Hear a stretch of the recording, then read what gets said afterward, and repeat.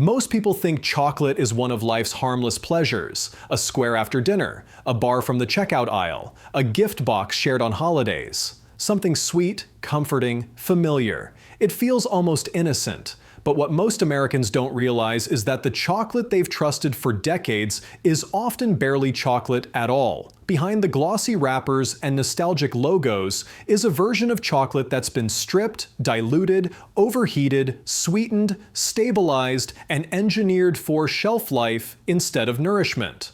Cocoa, the ingredient that once made chocolate rich in antioxidants and minerals, has quietly been pushed to the background.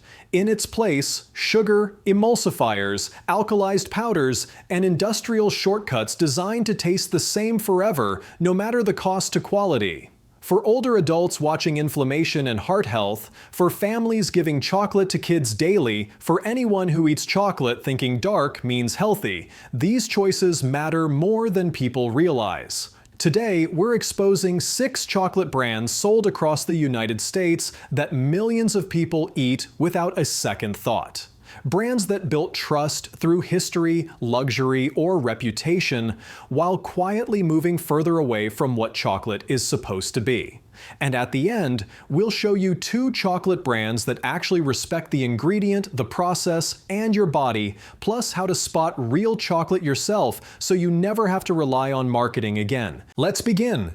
Hershey's is more than a brand. It's practically an American institution. For over a century, it's been tied to childhood memories, s'mores by the fire, Halloween bags, and kitchen drawers across the country. That familiarity is exactly why most people never question it. But Hershey's chocolate has a problem that starts with what it prioritizes: consistency, shelf life, cost control, not cocoa quality. If you look at the ingredient list on a standard Hershey's bar, sugar comes first. Not cocoa, not cacao. Sugar. That alone tells you most of what you need to know.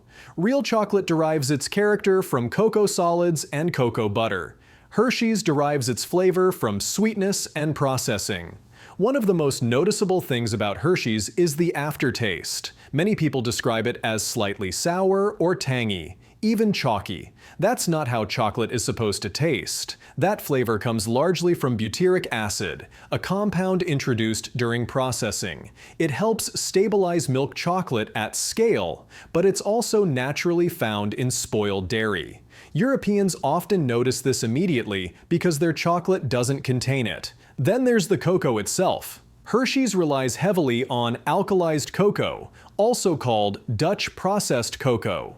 This process treats cocoa with alkaline chemicals to reduce bitterness and darken color. It makes chocolate smoother and more predictable, but it also destroys a large percentage of cocoa's natural antioxidants, including flavonols linked to heart and vascular health. What you're left with looks like chocolate, tastes sweet like chocolate, but no longer behaves like chocolate in the body. Texture tells the story too. Break a Hershey's bar in half. There's no clean snap. It bends slightly, then breaks dull. Real chocolate snaps sharply because cocoa butter crystallizes properly when it's handled with care.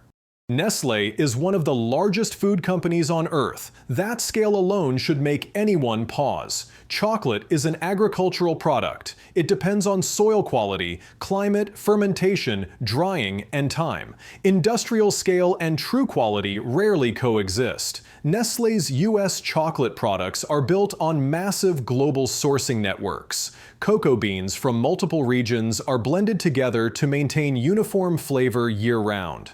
That consistency comes at a price. Beans are treated as commodities, not as ingredients with unique character.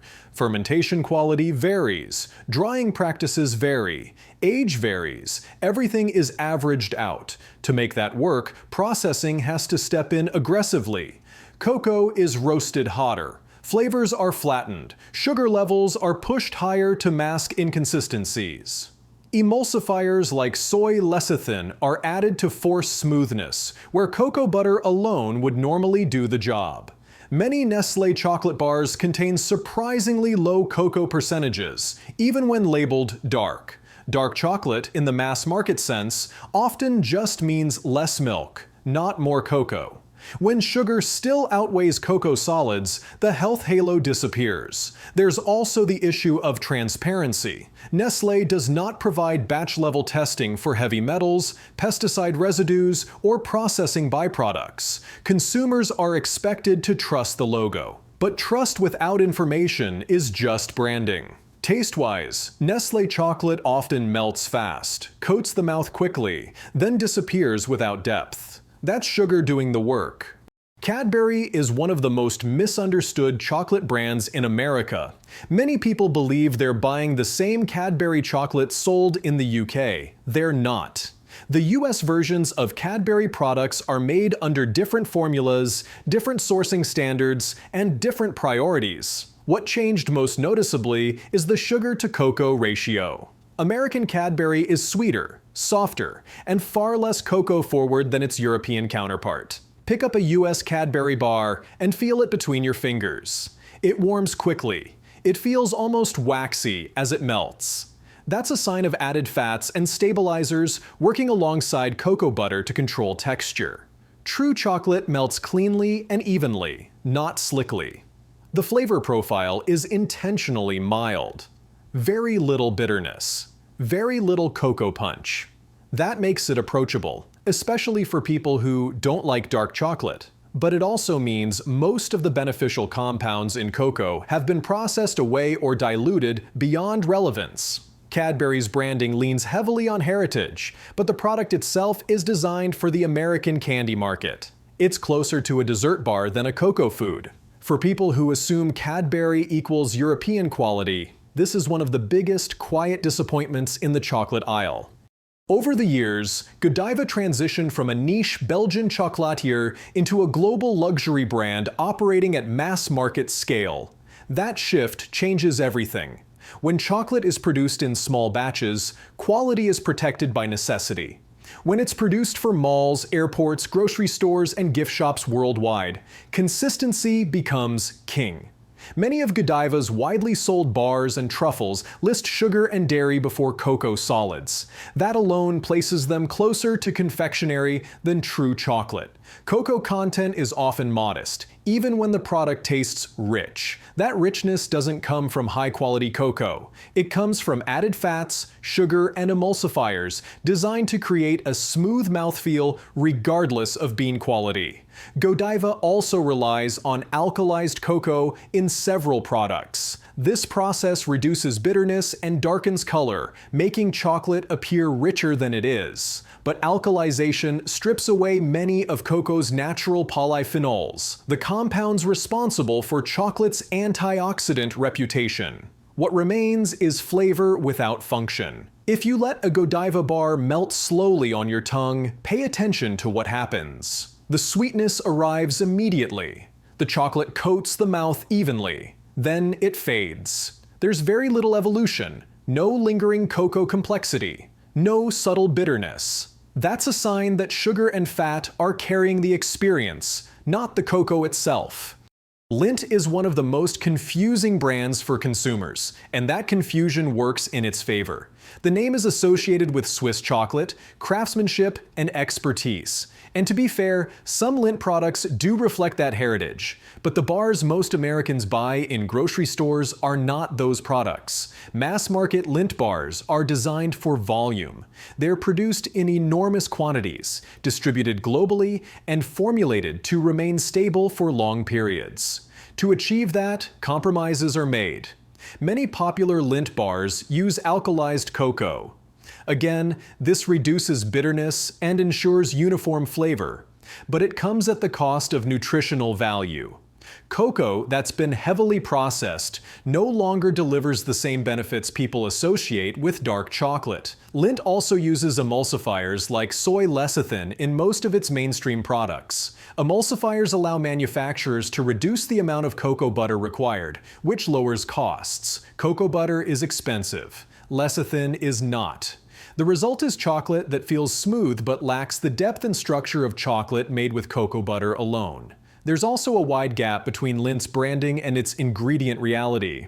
Words like excellence and master chocolatier appear prominently, while cocoa percentages remain relatively modest and sugar stays high. This isn't chocolate designed to express the bean. It's chocolate designed to please everyone and offend no one. That approach sells well, but it's not how chocolate reaches its full potential. Ghirardelli occupies a unique space in American chocolate culture. It sounds old world, San Francisco heritage, squares that feel indulgent. It's the brand many people upgrade to when they want something better than standard candy. But Ghirardelli's grocery store products are still mass-market chocolate, optimized for baking, melting, and consistency above all else. A close look at the ingredient lists reveals high sugar content and frequent use of alkalized cocoa. The dark chocolate squares many people consider a healthier choice often contain far less cocoa than expected and far more sugar than necessary. Ghirardelli's melting wafers and baking bars are especially telling. They're formulated to melt smoothly and predictably, even under heat. That requires added fats and processing techniques that move the product further away from natural cocoa behavior. Flavor-wise, Ghirardelli chocolate tends to be one-dimensional. Sweet up front, mild cocoa in the middle, little finish. It works well in desserts because sugar and other ingredients do the heavy lifting. On its own, it lacks the complexity of true chocolate. Ghirardelli isn't deceptive in an obvious way. It simply benefits from low expectations. Compared to candy bars, it feels refined. Compared to real chocolate, it falls short. By this point, a pattern should be clear. Most mass-market chocolate fails not because it's unsafe, but because it's fundamentally diluted.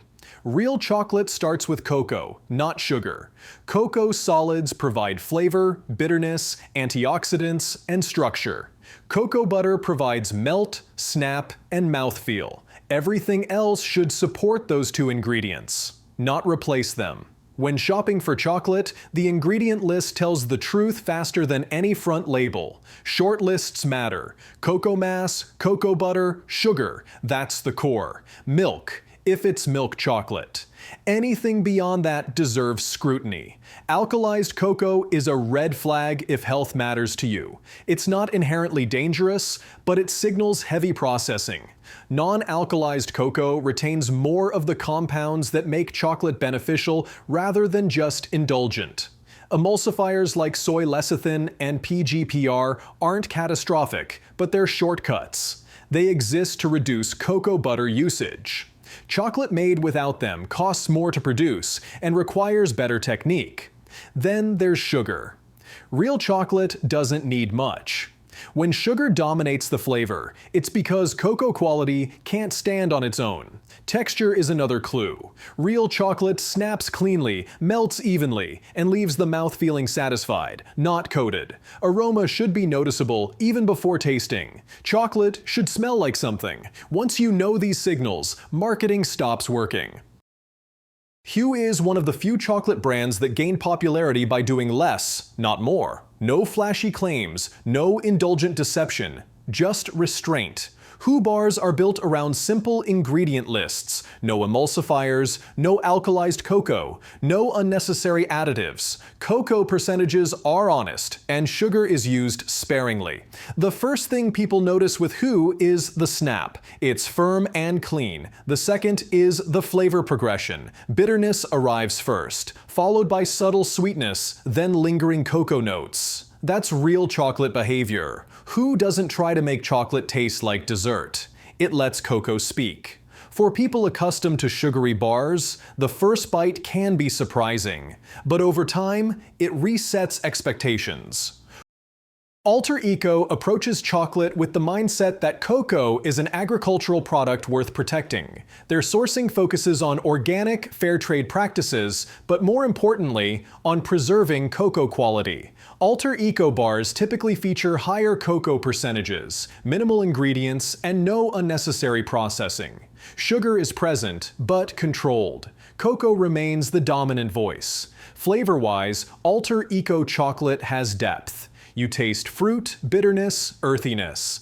Alter Eco also avoids the ultra-smooth, overly uniform texture common in mass-market chocolate. The mouthfeel feels natural, not engineered. This is chocolate that respects where it comes from and what it's meant to be. Most people never stop to question chocolate because it's been framed as a simple pleasure. Something small, something earned, something harmless. But when a food becomes part of a daily or weekly routine, when it's eaten for years without thought, its quality stops being trivial. The truth is, most of the chocolate sold in America today isn't made to nourish, satisfy, or respect the ingredient. It's made to last, to ship, to sit, to taste the same no matter when you buy it or where it's sold. Sugar replaces cocoa. Processing replaces craftsmanship. Familiar logos replace transparency. And over time, people forget what chocolate is even supposed to taste like. That's how brands get away with it. They don't need to lie. They just need you not to look too closely. But now you know what to look for. You know that real chocolate starts with cocoa, not sugar. You know that alkalized cocoa and heavy emulsifiers signal shortcuts.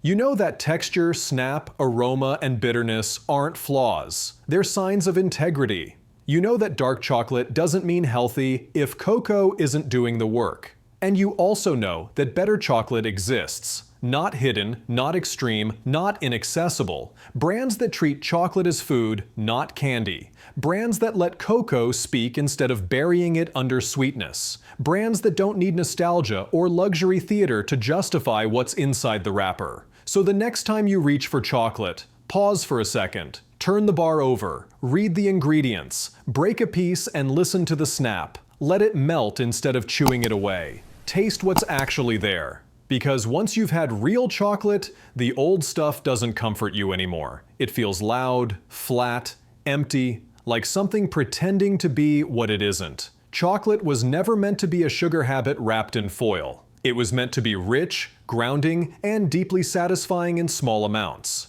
And now that you can tell the difference, you don't have to rely on branding, hype, or tradition ever again. You get to choose what belongs in your body. And that choice, even with something as simple as chocolate, adds up. Which brand shocked you the most? And if you want to see another breakdown like this, the next video is already waiting on your screen.